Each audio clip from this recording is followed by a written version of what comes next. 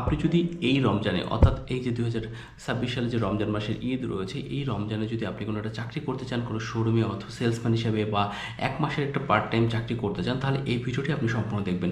যদি এই ভিডিওটি আপনি সম্পূর্ণ দেখবেন, আমি আপনাকে শতভাগ গ্যারান্টি দিয়ে বলতে পারি, আপনি রমজান মাসে কোনো না কোনোভাবে একটা চাকরি ম্যানেজ করতে পারবেন এবং 1 মাসে আপনি সেটা স্টুডেন্ট হতে পারেন বা বেকার হতে পারেন বা যে কোনো আপনার যোগ্যতা থাক না কেন, আপনার যদি এক্সপিরিয়েন্স নাও থাকে, আপনি একটা চাকরি ম্যানেজ করে রমজান মাসে ভালো একটা টাকা ইনকাম করে আপনি আপনার পরিবারের জন্য একটা ভালো একটা ঈদ গিফট বলেন, ভালো একটা টাকা ইনকাম করতে পারবেন।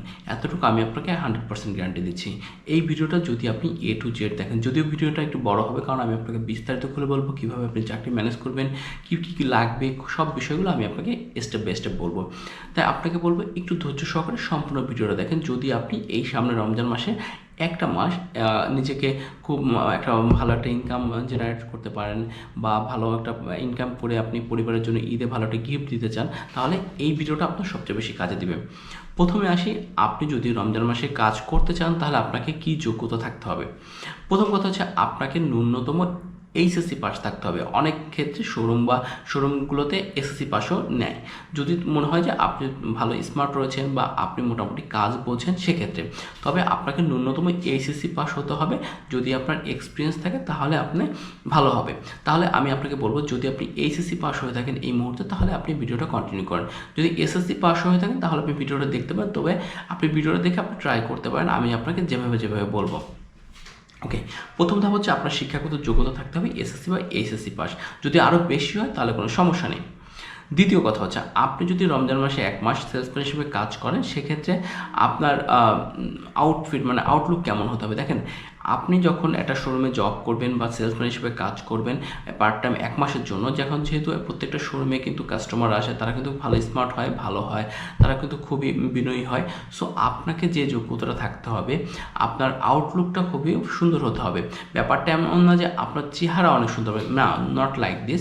আপনাকে অনেক দামি দামি কাপড় পরতে হবে তাও কিন্তু না, কিন্তু আপনাকে কী হতে হবে, আপনাকে একটু স্মার্টভাবে থাকতে হবে। যেন আপনার পোশাকটা যেন পরিষ্কার থাকে, আপনার দাড়িটা যেন ঠিক থাকে, আপনার চুলটা যেন ঠিক থাকে। যদি আপনি মেয়ে হন, আপনার ড্রেস আপ, আপনার মেকআপ, আপনার মানে আপনাকে দেখতে যেন একদম স্মার্ট লাগে বা একটু ভালো লাগে। যে তার মানে এ না যে আপনাকে সুন্দর বা সাদা কালা এরকম কিছু আমি বলছি না, আমি বলছি আপনাকে যেন স্মার্টভাবে বা সুন্দরভাবে প্রেজেন্টেশনটা আপনার সুন্দর হয়। তাহলে এই দুইটার যোগ্যতা আপনার থাকতে হবে। যদি আপনার এই দুইটার যোগ্যতা থাকে, তারপর হচ্ছে আপনার ব্যবহারের দিকটা বলবো আমি। যদি আপনি চাকরি করতে চান, সেক্ষেত্রে আপনার ব্যবহারটা খুব ভালো হতে হবে। যেহেতু আপনাকে প্রতিদিন অনেক লোকের সাথে কথা বলতে হবে, তাদের কোশ্চেনে অ্যান্সার দিতে হবে, তাদের কথা বলতে হবে তাদের সাথে। সো আপনাকে যেটা করতে হবে যে আপনার কথা বলা, আপনার আচার আচরণ সবগুলো সুন্দর হতে হবে। যদি আপনি চাকরি খুঁজতে যান বা চাকরি কীভাবে খুঁজবেন সেটা তো আমি শেষে বলেই দিব। সেক্ষেত্রে আপনাকে বলবো যে আপনার ব্যবহার, আচার আচরণ নর্ম, ভদ্র, বিনয়ী হতে হবে, যেন আপনাকে দেখে যেন মনে হয় যে আপনি একজন কাস্টমার সার্ভিসকে খুবই ভালো করতে পারবেন। এটাগুলো আচরণগত।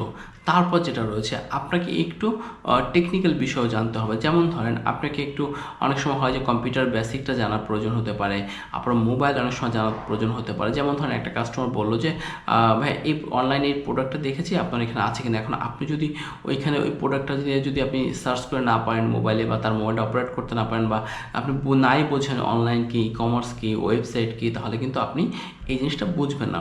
অনেক সময় দেখা গেলো মানে শোরুমের অনেক সময় কম্পিউটারের কাজও করতে হয়, সেক্ষেত্রে এই বিষয়গুলো কিন্তু আপনাকে একটু টেকনিক্যাল বিষয়গুলো হ্যান্ডেল করতে হবে। তারপর যায়, আপনাকে শোরুমে চাকরি করতে হলে আপনার হাইট, ওয়েট বা এই ধরনের কিছু আছে না। দেখেন, এই ধরনের তেমন কিছু না, তবে যদি আপনি একটু গুড লুকিং হন, সেক্ষেত্রে আপনার জন্য খুবই বেনিফিট হবে। তারপর যদি বলি, আপনি যদি শোরুমে চাকরি করছেন, তারপর আপনাকে কী জানতে হবে, আপনার কী ডকুমেন্ট লাগবে, এই বিষয়টা একটু বলি। এখন আপনি যদি শোরুমে চাকরি করছেন, প্রথমে আপনার যেটা লাগবে, একটা সিভি লাগবে।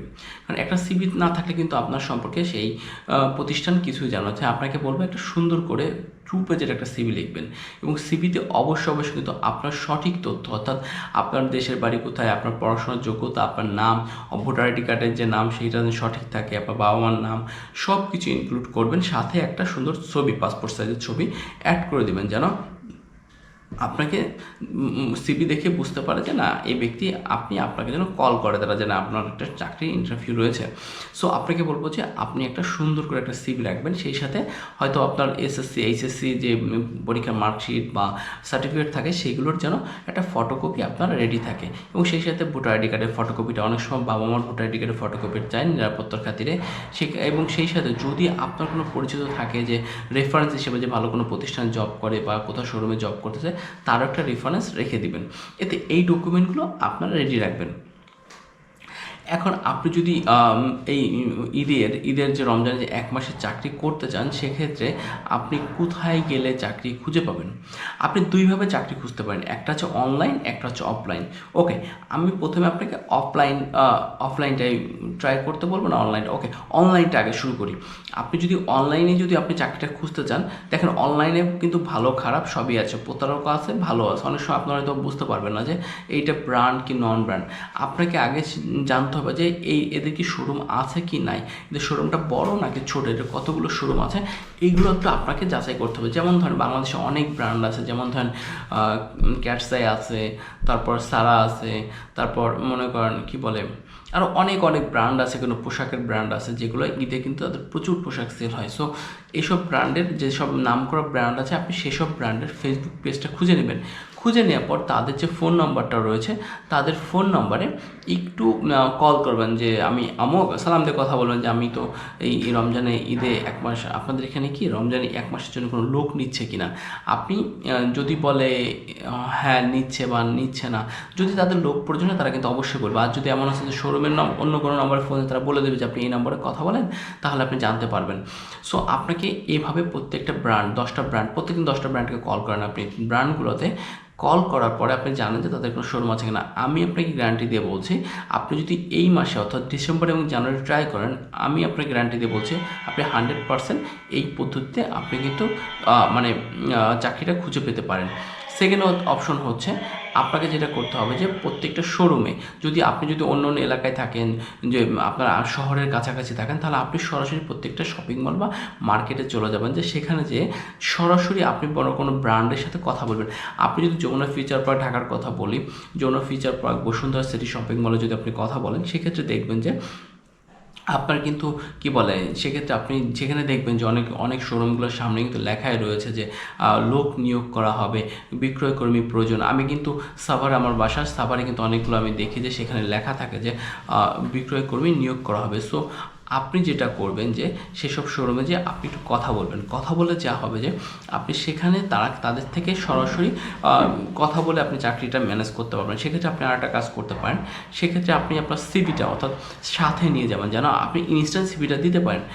তবে হ্যাঁ, অবশ্যই এই ক্ষেত্রে অফলাইনে কমিউনিকেশন করার ক্ষেত্রে অবশ্যই ভালো ব্র্যান্ড বা বড় শোরুমে দেখবেন, ছোটোখাটো যে দোকানগুলো রয়েছে তারা কিন্তু অনেক সময় টাকা নিয়ে বা মান্থলি পেমেন্ট নিয়ে কিন্তু অনেক ঝামেলা করে। তাই আমি আশা করি এই বিষয়টা কিন্তু আপনারা একটু খেয়াল রাখবেন যে টাকা পয়সা এবং স্যালারি বা সব কিছু অবশ্যই কিন্তু কি বলে ঠিকঠাক করে নেবেন, এবং একটা ডকুমেন্ট করে নেবেন যে ভাই এটা আমার একটা ডকুমেন্ট দেন, যাতে এটা যেন কোনো ঝামেলা না করতে পারে। যদি আপনার কোনো এক্সপিরিয়েন্স না থাকে, যদি আপনি নতুন হয়ে থাকেন, সেক্ষেত্রে আপনি যেটা করবেন যে আপনি এই যে যাবেন ওইখানে, নতুন হলে কী করবেন, অনেকে কিন্তু চাকরি দিতে চাবে না। সেক্ষেত্রে আপনি বলবেন যে দেখেন আমি একদিন আপনার এখানে কাজ করি, সেক্ষেত্রে যদি ভালো মনে হয় তাহলে আমাকে রাখবেন, তা নাহলে আমাকে রাখার দরকার নেই। সেক্ষেত্রে আপনি আপনার বেস্টটা ট্রাই করে তাদের সাথে কথা বলবেন বা তাদের কাজগুলো করবেন। এবং আপনি সবচেয়ে ইম্পর্টেন্ট, এখনকার সময় কিন্তু মানুষ কিন্তু ট্রাস্ট করতে পারে না। সো আপনি আপনার সব ডকুমেন্ট লিগ্যাল দিবেন এবং রিয়েল দিবেন। কারণ এখন হয় কি যে 100 জনের ভিতর 2 জন লোক খারাপ থাকে, এবং 2 জনের কারণে কিন্তু বাকি 100 জনের জন্য দুর্নাম হয়ে যায়। সো আপনি আপনার সব ডকুমেন্টগুলো সঠিকভাবে, এবং আপনি যে একজন সৎ ব্যক্তি সেই হিসাবে যাবেন। আর যদি আপনি অসৎ হয়ে থাকেন তাহলে কারো ক্ষতি করার জন্য কোনো কাজ দরকার নেই। এই ছিল মোটামুটি আপনাদের এই রমজানে 1 মাসে কাজ করার ক্ষেত্রে আপনাদের যে টিপসগুলো দেওয়ার দরকার। এছাড়া আপনি এই অনলাইন অফলাইন ট্রাই করেন, এই যে সাজেশনগুলো দিলাম, আপনি 100% শিওর থাকেন আপনি রমজানে 1 মাসে একদম সুন্দরভাবে কাজ করতে পারবেন। এই ছিল সম্পূর্ণ ভিডিওটি। যদি ভিডিওটি ভালো লাগে অবশ্যই কিন্তু একটা লাইক এবং একটি কমেন্ট করতে ভুলবেন না। আপনার যদি আরও কিছু জানার থাকে অবশ্যই কিন্তু কমেন্ট করে জানাবেন।